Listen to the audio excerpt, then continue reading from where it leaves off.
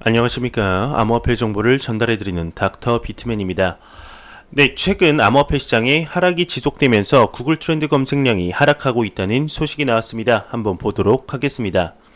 네, 외신에서 구글 트렌드 이더리움 검색량이 최저치에 근접했다 내용이 나왔습니다. 네, 암호화폐 전문 미디어 비트코이니스트가 구글 트렌드 데이터를 인용해서 최근 이더리움의 검색량이 이더리움 가격이 $20였던 2016년 최저치 수준에 근접했다고 보도를 했습니다. 네, 구글 트렌드 데이터에 따르게 되면 이더리움을 가장 많이 검색한 5개 지역은 코소보, 중국, 슬로베니아, 싱가포르, 북마케도니아로 나타났는데요. 네, 한편 비트코인을 가장 많이 검색한 5개 지역은 나이지리아, 남아프리카, 가나, 세인트헬레나, 오스트리아로 나타났다고 합니다. 네, 구글 트렌드의 검색량이 최저치에 근접했다는 소식이었습니다. 네, 구글 트렌드의 경우 2017년 말 암호화폐의 가격이 최고점에 도달할 당시 이 지수 또한 최고점에 달했기 때문에 암호화폐의 가격을 예측하는 지표 중 하나로 많은 분들이 보고 참고하는 내용인데요. 네, 실제로 비트코인의 해시레이트나 채굴 난이도보다도 높은 정확률을 보여주면서 많은 분들이 이를 이용한 매매 기법을 사용할 정도로 많이 참고하고 있는 지표 중 하나입니다. 네, 이 지표가 최저치에 근접했다는 것은 참 안타까운 내용이죠.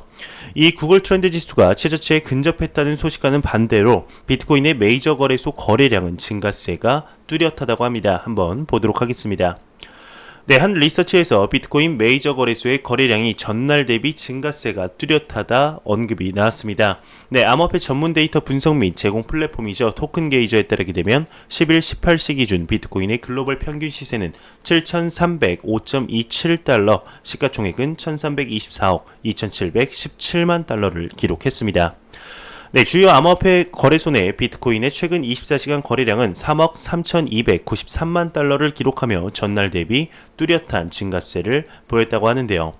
네, 비트코인의 메이저 거래소 거래량이 뚜렷하게 증가하고 있다는 내용이죠. 지금의 가격 하락장에도 누군가는 매집을 하고 있다고 볼 수가 있겠는데, 이처럼 거래량의 증가는 비트코인의 가격 그리고 암호화폐 시장의 중요한 요소 중 하나인 바로 유동성을 확보할 수가 있을 겁니다.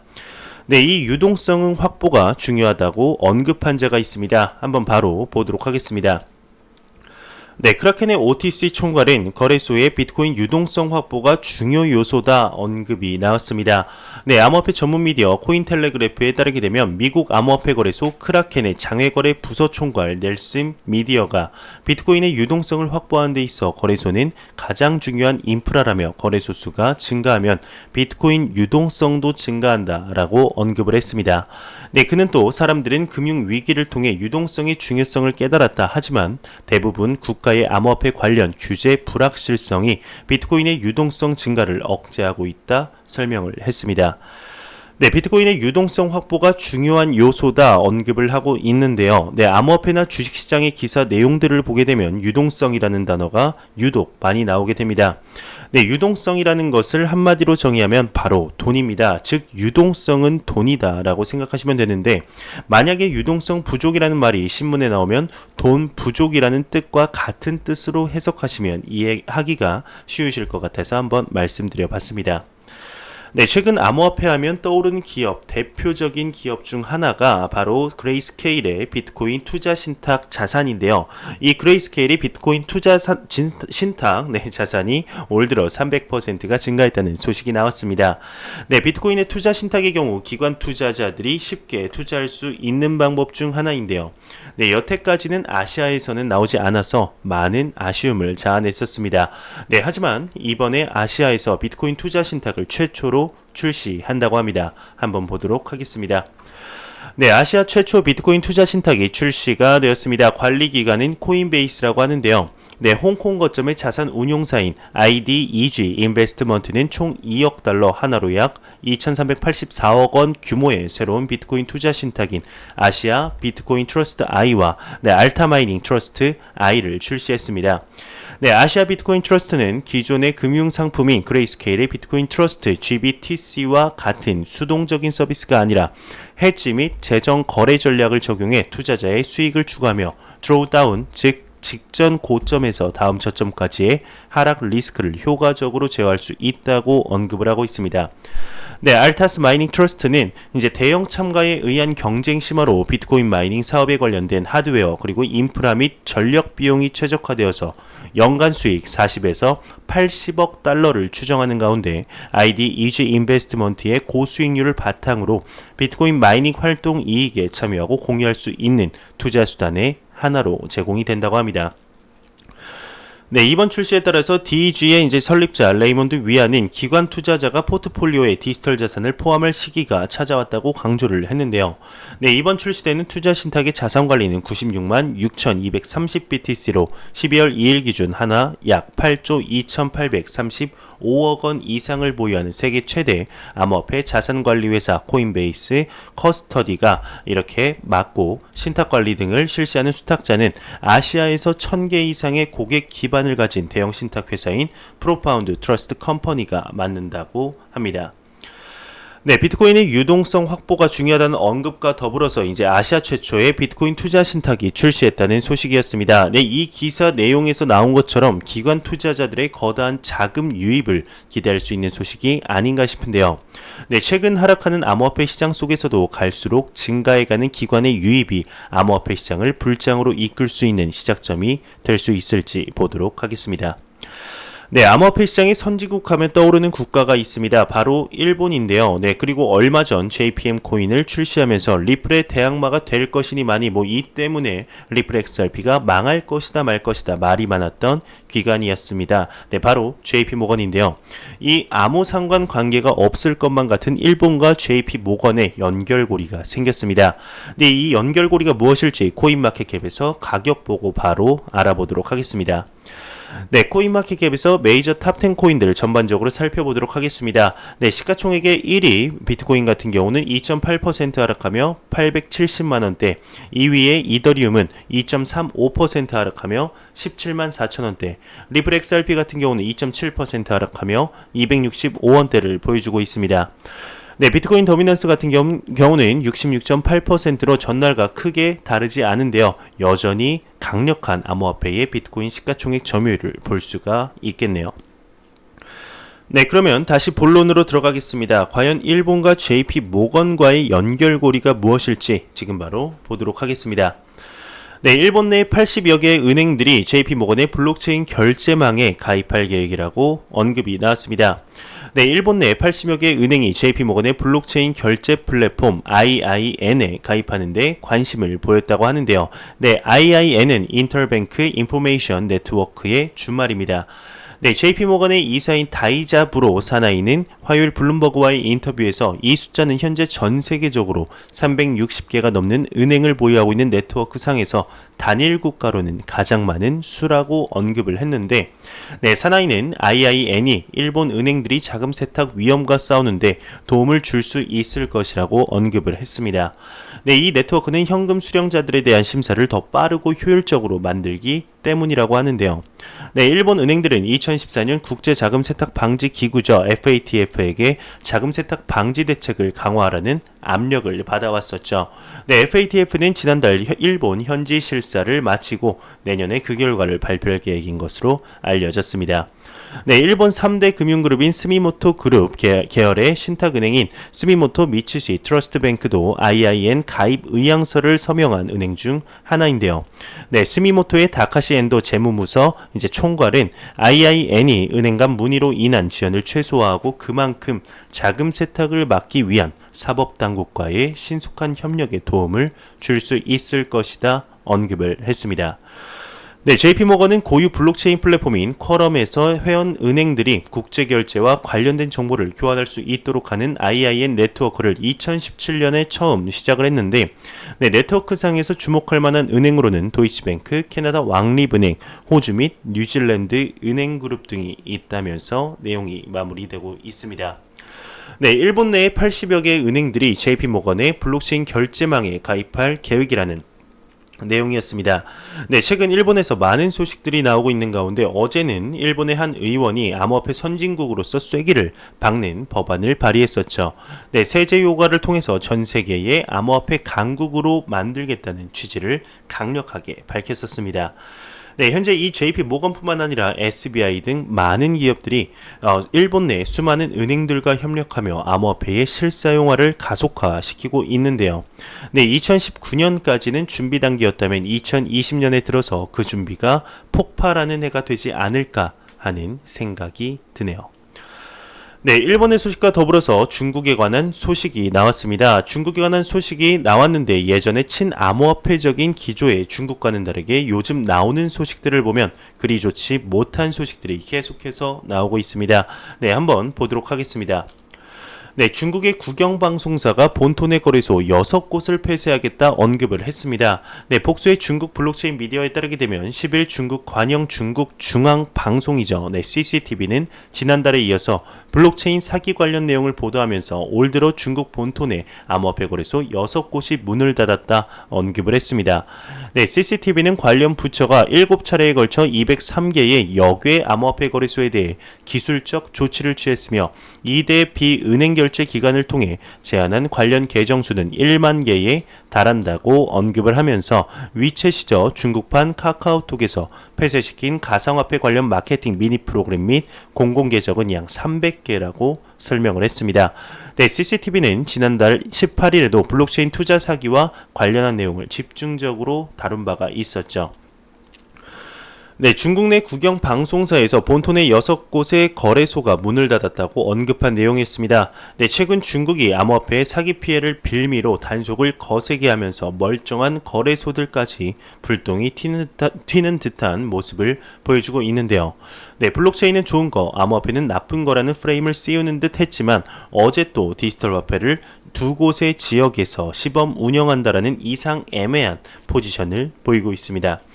네, 2018년만 해도 암호화폐 시장의 전면 금지를 외쳤던 중국, 그리고 올해 들어서 이제 미중 무역의 여파로 그 위기를 암호화폐로 넘기려는 듯 움직임을 보이는 모습과 DCEP의 개발을 가속화하는 중국, 2020년에는 어떠한 소식들이 중국에서부터 나오게 될지 한번 보도록 하겠습니다. 네, 현재 리플 XRP가 260원대라는 안타까운 가격을 보여주고 있지만 긍정적인 소식은 끊이지 않고 있습니다. 네, XRP의 상장 소식은 멈추지 않고 있는데요. 네, 말레이시아의 한 거래소에서 XRP의 상장을 밝혔습니다. 네, 한번 보도록 하겠습니다. 네, 주요 말레이시아 거래소 루노가 리플 XRP의 상장을 발표했습니다. 네, 루노 말레이시아는 말레이시아에서 유일하게 규제된 3대 암호 통화 거래소 중 하나로 플랫폼에 리플 XRP를 상장할 예정이라고 하는데요. 네, 루노 동남아시아 총괄 책임자인 데이비드 로우는 이번 달 말이나 내년 초 거래소가 XRP를 추가할 것이다 언급을 했습니다. 네, 루노 말레이시아는 현재 비트코인과 이더리움을 거래하고 있다고 하는데, 네, 리플 XRP를 추가하려는 거래소의 계획은 말레이시아 증권위원회로부터 승인이 되었다고 합니다. 네, 승인이 되었다고 합니다. 데이비드 로우는 리플은 우리가 기대하고 있는 송금 사용 사례도 갖고 있다며, 그래서 플랫폼에 있는 사람들이 이 기술을 접하고 배울 수 있고 그들의 이익을 위해 이 기술을 사용하는 새로운 방법을 찾을 수 있기 때문에 우리는 말레이시아인들에게 이 기술을 소개하고자 한다라고 언급을 했다고 합니다. 네, 루노는 증권감독기관의 승인을 받아 지난달 말레이시아에서 재출시를 했는데, 우리는 고객의 안전과 규정 준수를 최우선 과제로 삼으며 성장함에 따라서 암호화폐 서비스를 늘릴 계획이다 라고 루노 아시아 담당자인 BJ IR는 보고서에서 언급을 했습니다. 네, 크런치베이스에 따르게 되면 루노는 나스퍼스 벤처스를 포함한 유명한 투자자들의 지지를 받고 있으며 현재까지 총 자금으로 1380만 달러, 하나로 약 164억 4960만 원을 모금했다고 하는데요. 네, 그것은 또한 아프리카와 유럽 전역에서 운영이 된다고 합니다. 지난달 루노는 은행들이 계좌를 개설함에 따라서 싱가포르에서 서비스를 재개하겠다 발표를 했습니다. 네, 말레이시아의 거래소인 이제 루노가 리플 XRP를 상장 발표했다는 소식이었습니다. 네, 말레이시아와 리플과는 이미 관련 소식이 작년에도 있었습니다. 네, 말레이시아의 핀테크 스타트업 머니매치가 리플렛을 통해 국가 간 송금했었는데요. 네, 성공했었는데요. 이 거래의 경우 말레이시아의 기술 유로로 환전과 송금하는 데 소요된 시간이 불과 몇 시간에 불과했었다고 합니다. 네, 기존에 사용하던 스위프트가 최소 2일 이상 걸리던 것에 비해 훨씬 빠르고 수수료도 저렴했던 것이죠. 네, 리플 XRP 많은 분들의 인내하고 기다리던 코인인 만큼 다가오는 2020년엔 그 기대감에 부응하는 모습을 보여주었으면 좋겠습니다. 네, 현재 우리나라의 암호화폐에 대한 기조가 특금법 통과로 인해서 조금 유해지는 가운데 소득세를 걷겠다는 소식이 나오면서 제도권으로의 조심스러운 한 발짝을 기대하고 있었는데요. 네, 이러한 소식과 더불어서 지금 암호화폐 업계가 자체적으로 투명성 작업에 나서고 있다고 합니다. 네, 이러한 기조를 유지하고 싶다는 것이겠죠. 내용으로 들어가 보도록 하겠습니다. 네, 암호화폐 업계가 자체 투명성을 강화하고 있습니다. 제도권 편입이 급물살을 타고 있는데 최근 업비트의 대규모 암호화폐 도난 사건으로 업계 분위기가 잔뜩 냉각된 가운데 업계가 자체적으로 정보 투명성 작업에 나서고 있습니다. 네, 평가 등급제 공식 플랫폼 등을 통해 시장 건전화에 나서고 있는데요. 네, 현재 유통되고 있는 암호화폐는 3,000여 종이 넘죠. 하지만 기존의 백서나 거래소 상장 심사로는 정보의 비대칭성을 해결하기 어려워 투자자들은 어려움을 겪고 있습니다. 네, 이런 상황에서 민간단체 한국블록체인 평가는 블록체인 평가 등급제를 도입해 정보 투명성을 강화한다고 하는데요. 네, 기술력과 사업성을 종합해 블록체인 프로젝트를 10단계의 등급으로 나누어 투자자의 보호장치를 마련하는 것이 목표입니다.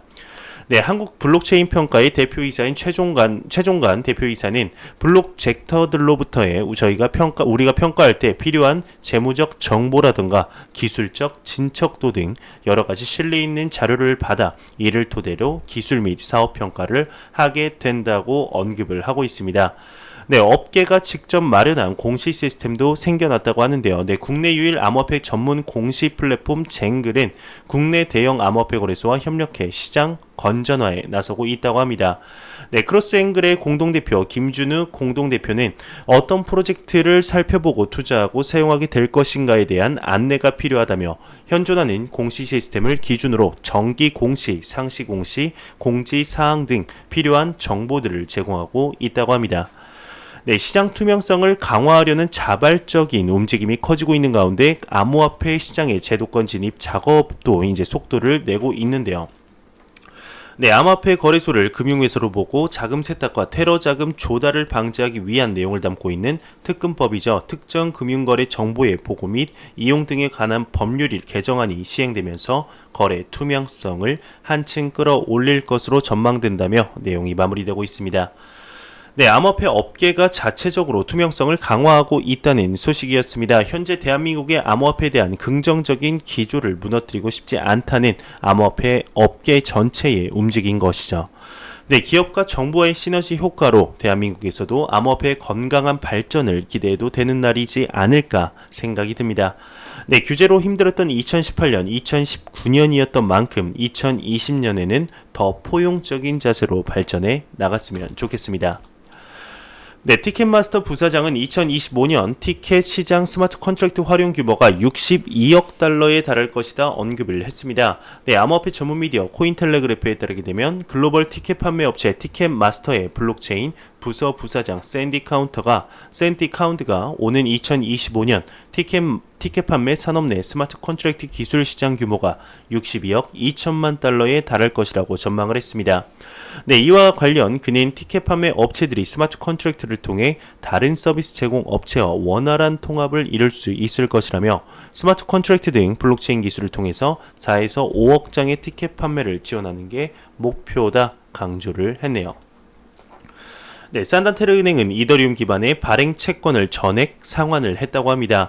네, 암호화폐 전문 미디어 코인데스크에 따르게 되면 스페인 대형은행 산단테르 은행이 지난 9월 이더리움 블록체인에서 발행한 2천만 달러 규모의 채권을 전액 상환했습니다.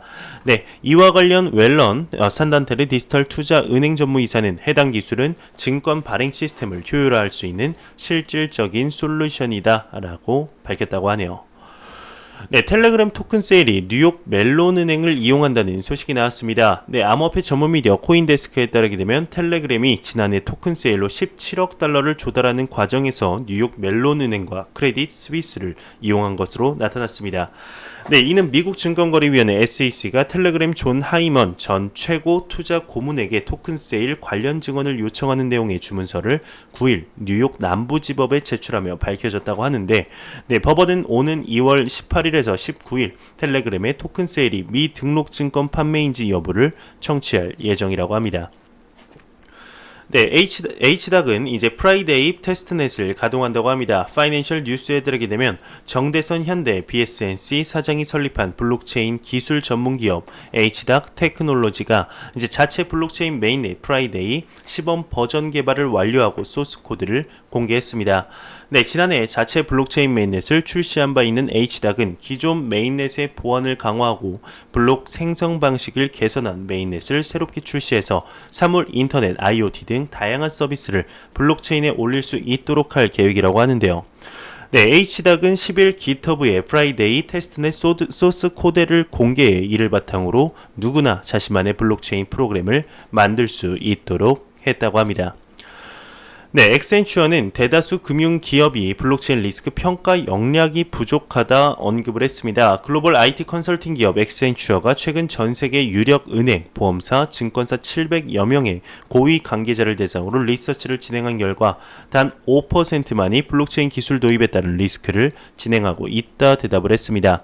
네, 또한 조사 대상자의 11%가 인공지능 활용에 따른 기업 리스크를 분석하고 있다 답을 했으며 로봇 프로세스 자동화 RPA 도입 리스크 평가 역량을 갖췄다고 대답한 비중도 9%에 그친 것으로 나타났다고 하네요.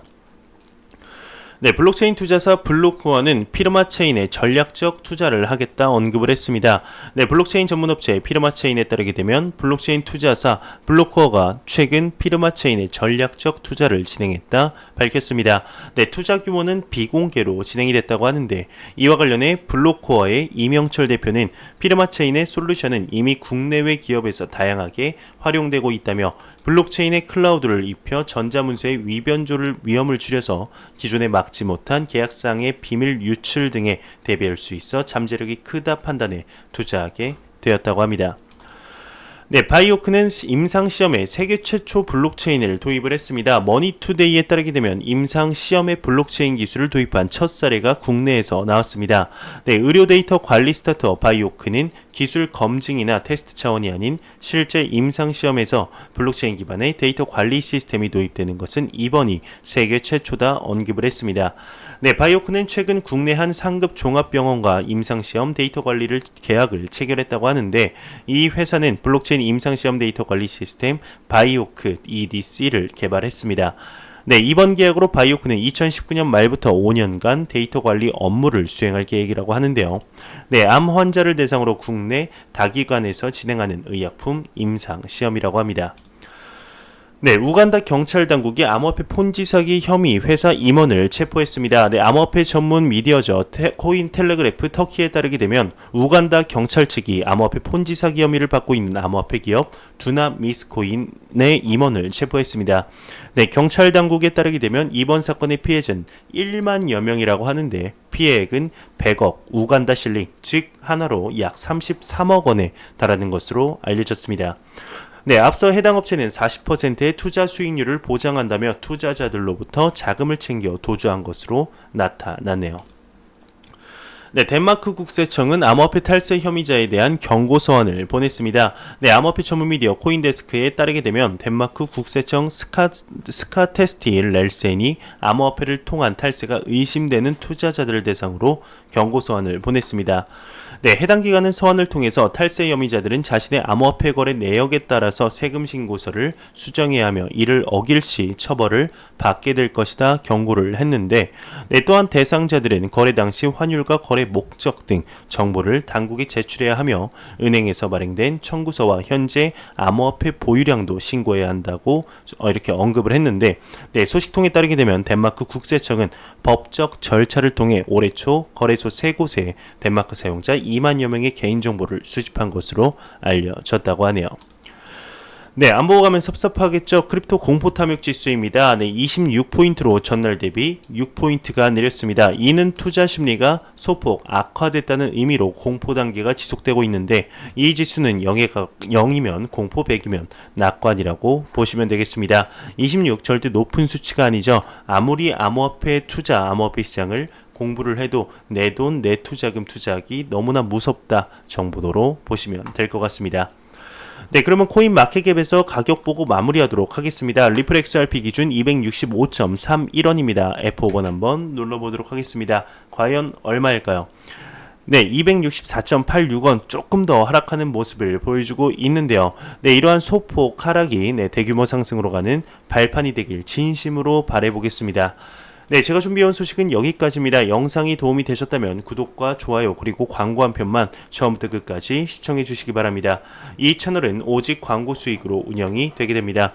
항상 영상 시청해 주시는 시청자분들, 구독자분들 너무나 감사합니다. 저는 다음 영상으로 찾아뵙도록 하겠습니다. 지금까지 닥터 비트맨이었습니다. 감사합니다.